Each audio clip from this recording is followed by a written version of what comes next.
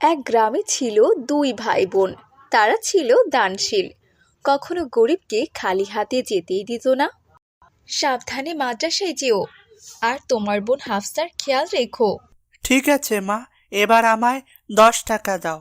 মা, ও মা, আমার 10 টাকা কোথায় মা?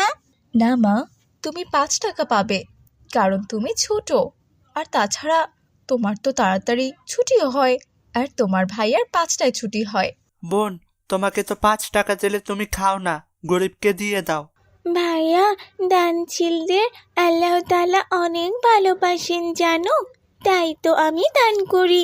আম্মু তো আমাকে খাবার খাইয়েই মাদ্রাসায় পাঠায় বলো, তাদের তো বাবা মা কেউ নেই জানো তো ভাইয়া, তাই আমার অনেক খারাপ লাগে।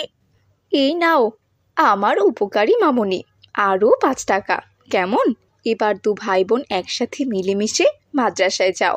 আচ্ছা আচ্ছা, ঠিক আছে মা, যাচ্ছি। আসসালামু আলাইকুম। ওয়ালাইকুম আসসালাম সোনা। তারপর রাকিব আর হাফসা মাদ্রাসায় চলে যায়।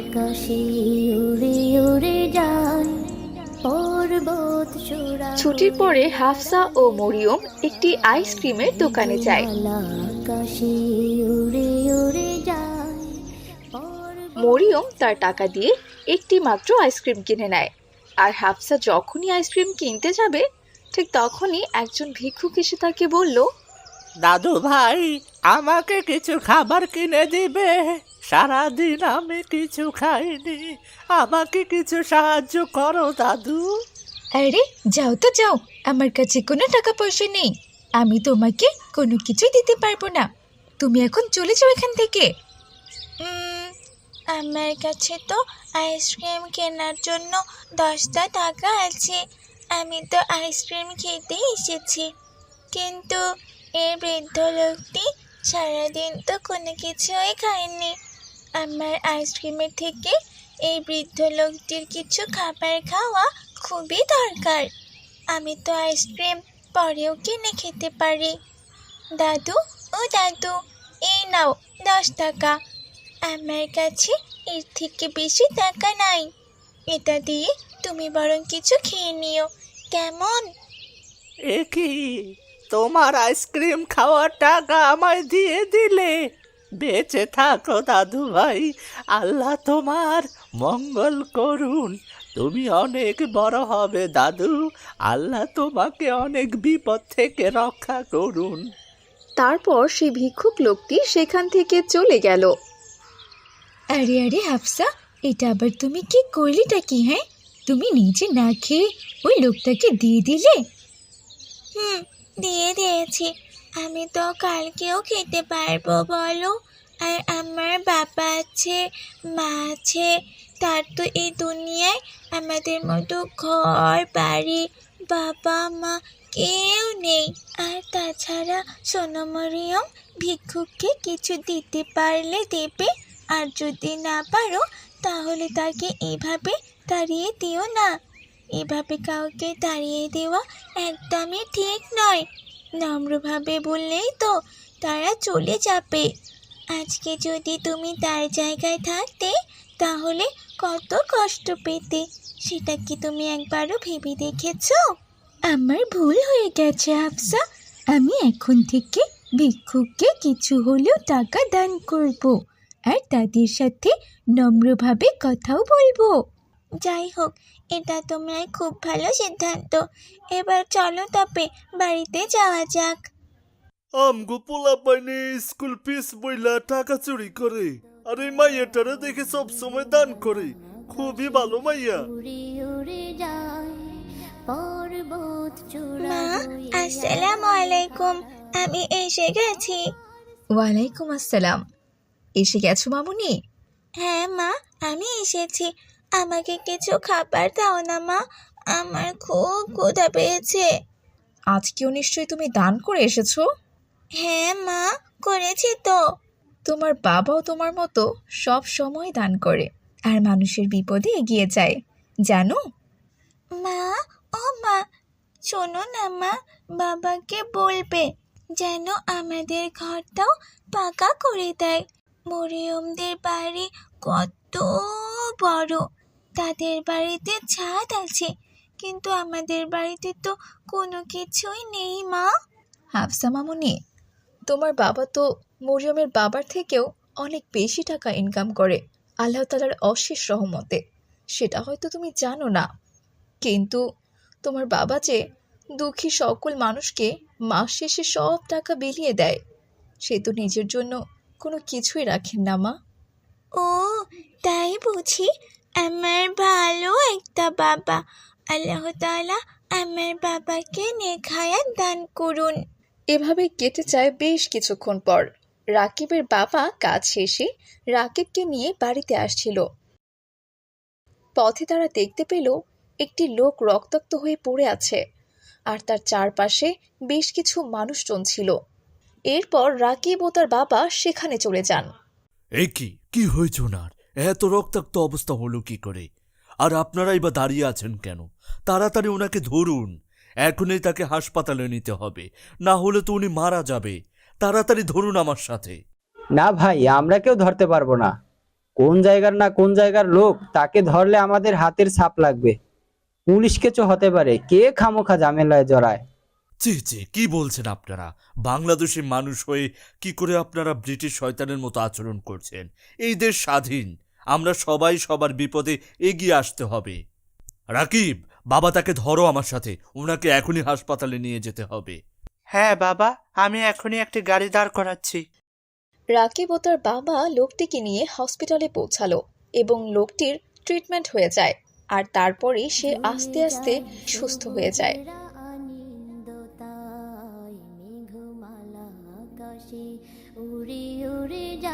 বাবা, লোকটি অ্যাক্সিডেন্ট করে রাস্তায় পড়েছিল, অনেকেই দেখছিল, কিন্তু কেউ ওনাকে হাসপাতালে নিয়ে আসতে সাহায্য করলো না। কিন্তু তুমি ওনাকে কেন নিয়ে আসলে? আমরা তো ওনাকে চিনি না। রাকিব, আমরা সবাই আল্লাহর বান্দা। রাসূল সাল্লাল্লাহু আলাইহি সাল্লাম সব মুসলমানকে একটা দেহের সঙ্গে তুলনা করে বলেছেন, পারস্পরিক ভালোবাসা, দয়া, মায়া ও স্নেহ মমতার দিক থেকে গোটা মুসলিম সমাজ একটি দেহের সমতুল্য। যদি দেহের কোনো বিশেষ অঙ্গ অসুস্থ হয়ে পড়ে, তাহলে অন্যান্য অঙ্গ প্রত্যঙ্গ তা অনুভব করে, সেটা জাগ্রত অবস্থায় হোক কিংবা জ্বরাক্রান্ত অবস্থায় হোক। আর আমরা সবাই একই পরিবারের সন্তান। আমাদের পিতা হজরত আদম আলাইসাল্লাম। আমরা হিন্দু, মুসলিম, খ্রিস্টান, বৌদ্ধ, বিধর্মী সকলেই তার বংশধর। আমরা একজনের পর একজন দুনিয়ায় আসব আর চলে যাব। যে কর্মে উত্তম তার জন্য রয়েছে জান্নাত, আর যে কর্মে এক ও অদ্বিতীয় আল্লাহকে না মানে তার জন্য রয়েছে জাহান্নাম। বাবা, আমিও মানুষকে সাহায্য করব বাবা, এবং ভালো কাজ করব ইনশাআল্লাহ। ইনশাআল্লাহ বাবা। একদিন রাকিব ও রাকিবের বন্ধু মাদ্রাসা ছুটির পরে বাড়িতে ফিরছিল। পথিমধ্যে তারা দেখল একটি লোক ভীষণ কান্না করছে। এসব দেখে তো রাকিব ও তার বন্ধু সেই লোকটির কাছে যায়। এ কি, আপনি কান্না করছেন কেন? আমার কাছে খাওয়ার জন্য একটা টাকাও নাই। আমার ঘর বাড়ি সব নদী ভাঙনে হারিয়ে গেছে। অনেক লোকের কাছে গিয়েছি, কেউ সাহায্য করলো না, একটা কাজও দিল না। আমরা তো তোকে সাহায্য করব না, যা ভাগ এখান থেকে। 2 নম্বরই ব্যবসা যত সব। ছি রায়হান, তুমি এরকম কথা কি করে বলতে পারো? কখনো কেউ বিপদে পড়লে আগে ভাববে যে তুমি যদি ওই জায়গায় থাকতে।